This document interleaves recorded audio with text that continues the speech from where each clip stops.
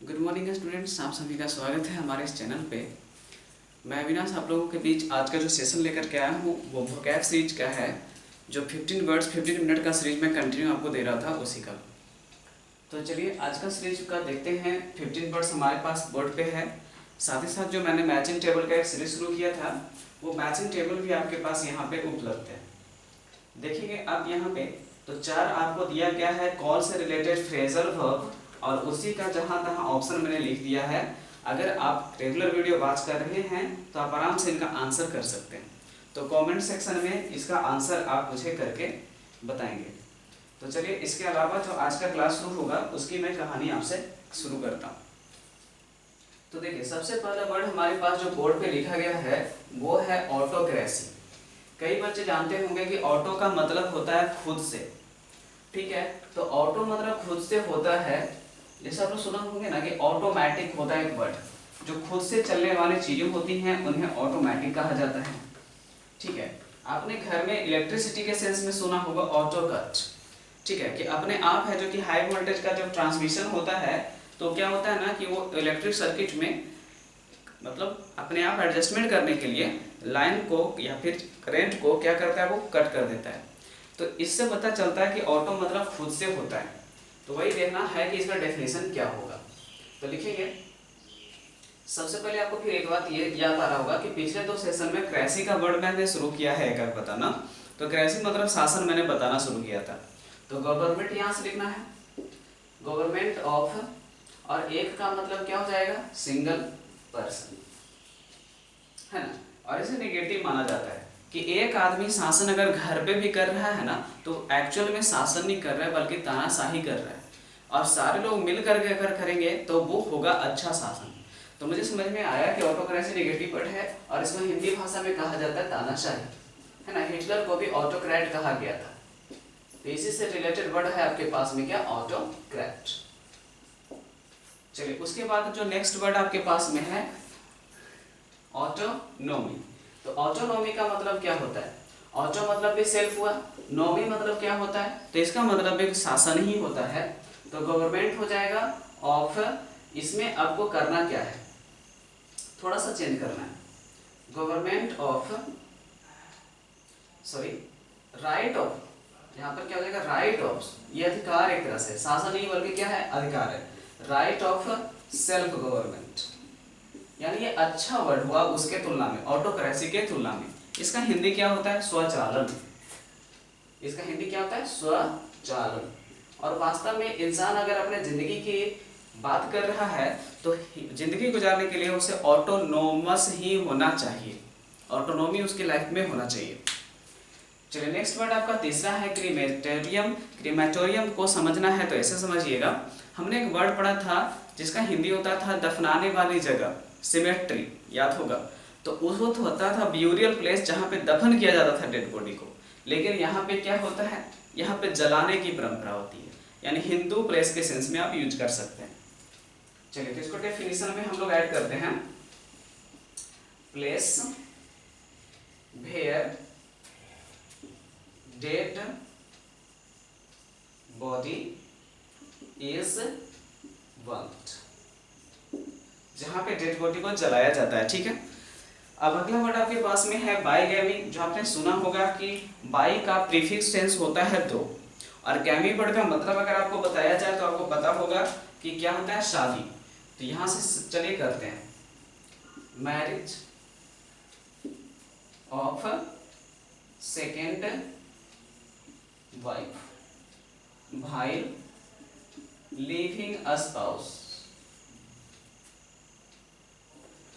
या first spouse कर दो, फर्स्ट स्पाउस इज लिविंग। मतलब कहना क्या हुआ कि जब पहली पत्नी आपके साथ रह भी रही हैं तो भी आपने दूसरी शादी की है, तो आपने कौन सा प्रथा, कौन सा सिस्टम को फॉलो किया है, बाईगैमी को। चलिए अगला वर्ड आपके पास में है ट्राइएनियल। ट्राई का मतलब हम लोग प्रीफिक्स जानते हैं 3 होता है, एनियल वर्ड का मतलब हम लोग समझे थे सालों के सेंस में ना। तो 3 साल पर कोई घटना जब लाइफ में एक बार होता है तो उसे ट्राइएनियल कहते हैं। क्या लिखाएगा डेफिनेशन, हैपनिंग इन 3 years। 3 सालों में एक बार होने वाली घटना को कहा जाएगा ट्राइएनियल। चलिए, ये था 5 OWS, वो आपने फिनिश कर लिया है। अगला वर्ड आपके पास में फ्रेजल वर्ब का शुरू होने वाला है। तो देखो क्या होता है ना कि लुक एट द बोर्ड हम लोग बेसिक में पढ़ते थे, सुनते थे। इससे पता चलता था कि सर कहना चाह रहे हैं कि अब ध्यान इधर उधर मत भटकाओ, बल्कि अब सीधा ध्यान पूर्वक बोर्ड को देखो। तो लुक एट द बोर्ड ही हम लोग क्या कर देते हैं, कंपाउंड कर देते हैं। लुक एट द बोर्ड यानी कि क्या करना है, बोर्ड को देखना नहीं है, ध्यान से देखना है। ठीक है, इसका हिंदी हो जाएगा ध्यान से देखना, टू कंसंट्रेट, टू कंसंट्रेट, ध्यान से देखना। हिंदी आप खुद लिख सकते हो। देखो, पास थ्रू का यूज हम लोग तब करते हैं ना जब हम चाहते हैं कि कोई भी समस्या हमारे लाइफ में आया है और उससे हम पार पा लें। तो पास थ्रू का यूज हम लोग कब करेंगे, जब क्वेश्चन में किसी क्राइसिस का, कोई बीमारी का, जैसे कोविड-19 का भी सिचुएशन चल रहा है उसकी बात कर सकते हो। तो पास थ्रू का मतलब हो रहा है क्या, क्राइसिस वगैरह से गुजरना, यानी कि हो जाएगा टू ओवरकम। हिंदी क्या होगा, से गुजरना। ऑब्जेक्ट याद रखोगे ना तो बहुत जल्दी जल्दी बनेगा एग्जाम में। चलिए, नेक्स्ट में आपका रन आउट है। इसके लिए मैक्सिमम ऑब्जेक्ट आज तक लाइफ में आपको मिलेगा ना, तो ज्यादातर किचन के अंदर में चीनी खत्म होने की बात। ठीक है, या तो हो सकता है कि आप मिल्क वगैरह लाए थे वो खत्म हो गया, यानी कोई भी मटेरियल नाउन का सामान ही खत्म होगा, उसी के सेंस में क्वेश्चन आएगा। यानी रन आउट का मतलब क्या होना, खत्म होना। ठीक है, टू लास्ट या टू फिनिश। ठीक है, या तो वो चीज लास्ट होने वाली है या तो वो पूरी तरह से खत्म हो चुकी है। बाकी क्रिकेट की भाषा में रन आउट का मतलब भी आप जानते हैं, उसका पारी फिनिश माना जाता है, उसकी पारी लास्ट मानी जाती है, अब उसके बाद वो खेल नहीं सकता है। चलिए, क्वेश्चन नंबर 9 में आपके पास में जो वर्ड आपका है वो सेंट फॉर है। इसका ऑब्जेक्ट आपको मैक्सिमम टाइम में क्या देगा एग्जामिनेशन, जानते हैं, डॉक्टर, कूली। ठीक है, ऐसे डॉक्टर के लिए फेमस है तो डॉक्टर ही रखो, परेशान नहीं होगा।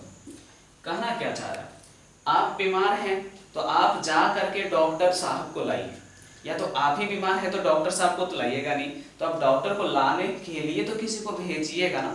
तो सेंड मतलब भेजना, फॉर मतलब लाने के लिए, हो गया। तो सेंड फॉर का मतलब क्या होता है, भेजना होता है। और क्या भेजना, बुलावा भेजना, कि डॉक्टर साहब हमारे घर में काफी बीमार है, जरा चल के उनका इलाज कर दो। तो सम्मन भी दे सकते हो, या तो कॉल इन का मतलब भी क्या होता है, बुलावा भेजना। देखो कॉल इन आ गया ना, ये आपका टेबल में भी था।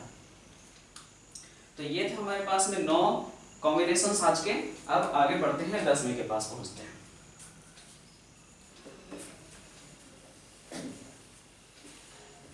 चलिए, अब 10वां जो वर्ड आपके पास है उसकी कहानी क्या होनी चाहिए।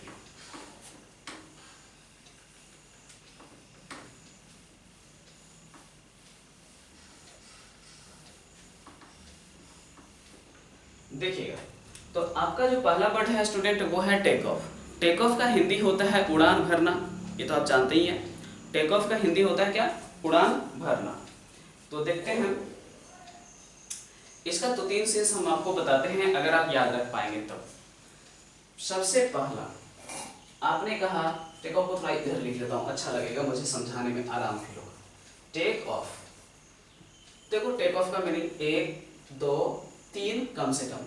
सबसे पहले अगर आपने बात की क्या चीज की, एरोप्लेन की, तो इसका मतलब क्या हो रहा है, एरोप्लेन उड़ान भरेगा, यानी उड़ान भरना लिखो इंग्लिश में डिपार्ट हो जाएगा, या प्रस्थान करना कहीं भी। दूसरा जो आपके पास में कॉम्बिनेशन आएगा वो बताता हूँ। आप अगर जूता चप्पल पहने हुए हैं या स्नान करने के पहले ग्लव्स पहने हुए हैं, तो इन सब चीजों को क्या करना होता है, उतारना होता है ना। तो उस सेंस में हम क्या यूज करते हैं, टू रिमूव। ठीक है, अब उतारने के सेंस में हम जानते हैं कि एक वर्ड और यूज होता है, कौन सा, पुट आउट, वो भी यूज कर सकते हैं। तीसरा कॉम्बिनेशन आपके पास में लेके आता हूं। कभी कभी आप अपने घर में कोई फंक्शन करते हैं, कोई फेस्टिवल करते हैं, तो उस सेंस में भी आपको टेक ऑफ का यूज होगा, और इसका मतलब होगा आयोजन करना, है ना। पिछले वीडियो सेशन में शायद मैंने आपको ऑफ सेंस में कुछ वर्ड्स बताए थे ऑर्गेनाइज करने के लिए, उसमें टेक ऑफ ही आया होगा, टू ऑर्गेनाइज। ठीक है, अब टू ऑर्गेनाइज के अलावा इसमें और जो फ्रेजल वर्ब आप यूज कर सकते हैं, टू वेंट ऑफ यूज कर सकते हैं, टू केम ऑफ यूज कर सकते हैं, या टू पास ऑफ यूज कर सकते हैं। इसलिए मैंने आपको कहा कि अगर आप याद कर पाइएगा तो टेक ऑफ बहुत ही इंटरेस्टिंग कॉम्बिनेशन है, ठीक है। तो इतने सारे कॉम्बिनेशंस इसके आते हैं।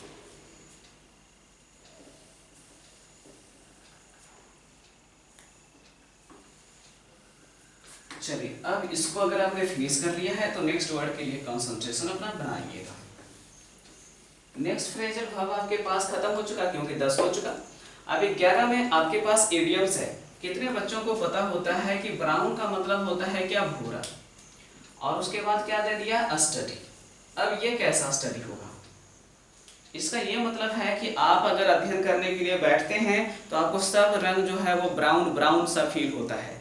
इसका मतलब क्या है, आप बैठे बैठे ही सपना देख रहे होते हैं कि मैं इंग्लिश पढ़ रहा था, जीके पढ़ रहा था, मैथ्स पढ़ रहा था, मेरा सिलेक्शन हो गया। यानी आप सपने देखना शुरू कर देते हैं। ब्राउन स्टडी का मतलब होता है दिन में सपने देखना, इंग्लिश होगा डे ड्रीम, ठीक है, दिन में सपने देखना। इसे वो कह सकते हैं कल्पनाओं में जीना। तो नेक्स्ट हो गया आपके पास 12th नंबर जो इडियम्स है वो उसको लाता हूँ। देखो ये भी था आपका मैचिंग टेबल में, ये तो 2 को तो मैं ही बता दिया, कॉल इन के अलावा है कॉल नेम्स। अब इसको समझते हैं यहाँ से। अगर हम गांव घर की कहानी सुनाए थोड़ा, तो हम लोगों ने बचपन में जब स्कूल हाई स्कूल में पढ़ा होता है तब क्या होता है ना कि अक्सर बच्चे होते हैं एक दूसरे को चिढ़ाने के लिए, या तो उसका घर का पुकारो नाम, समझ सकते हो, नाम है भाई उसका बहुत अच्छा शानदार है, सुशांत सिंह राजपूत, लेकिन अब उसको कोई दोस्त कर रहा है सुसु शॉर्ट में, तो उससे क्या होता है, इरिटेशन होगा कि पूरे क्लास के सामने वो बोल रहा है, उसे तो इरिटेशन होगा ना। या तो कई बार होता है ना कि हम लोग क्या करते हैं ना, एक दूसरे को चिढ़ाने के लिए पापा का नाम लेते हैं, पता नहीं क्यों चिढ़ाती है, जो कि पापा तो मेरे ही है फिर भी। तो ये होता है कॉल नेम्स, यानी कि हमें लगता है कि उसने मुझे बुलाया नहीं बल्कि उसने मुझे क्या दी, गाली, जिसे तो चिढ़ जाते हैं ना बस। तो कॉल नेम्स का हिंदी होता है नाम से बुलाना या तो गाली देके बुलाना, यानी टू अप्रोच। दूसरा तरीका इसका समझने का है कि ठीक है, मान लेते हैं कि कोई इंसान जो है वो दिव्यांग है ना, पैर से हाथ से किसी वजह से फिजिकली हैंडीकैप है, अब उसे वही चीज कह के बुलाइए, समझ रहे हैं, आंख नहीं है तो अंधा कर दीजिए, कान नहीं है तो बहरा कर दीजिए, तो ये भी कॉल नेम्स होता है, यानी ये भी एक गाली होती है। चलिए क्वेश्चन नंबर 13 देखो, इसमें क्या लिख दिया, डॉग इन द मैंजर। अब हमें समझना है कि डॉग वर्ड तो मुझे समझ में आ ही रहा था, ये मैंजर वर्ड का मतलब क्या होता है। ऐसे सोचते हैं आपने आम का सीजन है, समझ लेते हैं, आपने आम को एकदम स्लाइस करके उसका ऊपर का एक छिलका निकाल करके बारीकी से एक अच्छी सी थाली में अरेंज करके रखा था, बाकी आप समझ जाओ। और उस मैंगो को, मैंजर मतलब मैंगो मान लेते हैं, उस मैंगो को कौन टेस्ट करने आ गया, डॉग। अब आपको लगेगा आप खाएंगे फेंके, इसका मतलब होता है खुद भी नहीं खाया, आपको भी नहीं खाने दिया, पूरा खाएगा वो, आम तो खाएगा नहीं, क्यों, वो खाने वाला चीज ही नहीं उसका है। तो वही होता है जो पार्टी बिगाड़ने का काम करे, one who spoils the party, party बिगाड़ने वाला इसका हिंदी होता है, या जो खुद भी ना खाए दूसरों को भी ना खाने दे। चलिए अब आते हैं 14 नंबर के पास में। इसमें आपके पास जो लिखा गया इडियम्स है वो आपके पास क्या लिखा हुआ है, फूल्स इरांट। अगर आप इरांट वर्ड का मतलब नहीं जानते हैं तब दिक्कत है, तो पहले जान लो। इरांट का मतलब होता है सिनोनिमस मिशन, मिशन का मतलब तो समझ ही जाते हैं ना, जैसे भी चाइना और इंडिया का हो सकता है कि लड़ाई झगड़ा हो तो हमारी सेना उसको हराने के मिशन पे निकले, तो मिशन का मतलब उद्देश्य होता है। अब यहाँ से समझना है कैसा उद्देश्य, मूर्खों का उद्देश्य, यानी आप कैसा काम लेके बैठ गए, मूर्खों का, इसलिए इसको कहते हैं मूर्खों का काम हाथ में लेके बैठना, यूजलेस अंडरटेकिंग, मूर्खों का काम हाथ में लेके बैठना यानी यूजलेस अंडरटेकिंग। चलिए लास्ट वर्ड करते हैं, get one self into mess. अब बस इतना सोचो, मेस का मतलब अगर आप जानते हैं कि खाना खाने वाली जगह होती है तो थोड़ा गड़बड़ है। मेस मतलब होता है कंफ्यूजन, पहेली, बेचैनी, तो किसी को या खुद को उलझन में डालना यानी मुश्किल में पड़ना। इसका मतलब क्या होगा, to put oneself into, और जाहिर है मुश्किल को इंग्लिश में क्या करते हैं, ट्रबल। चलिए, तो बाकी आप इसको रिवीजन के लिए पीडीएफ बनाना है, क्योंकि आपको पता है कि मेरा सीरीज चलता है, उसके बाद एक पीडीएफ में प्रोवाइड करता हूँ नेक्स्ट वीडियो के साथ में। चलिए, तो इसका आंसर आप कमेंट सेक्शन में बताएंगे मैचिंग टेबल का, और वीडियो का शेयर वगैरह करेंगे।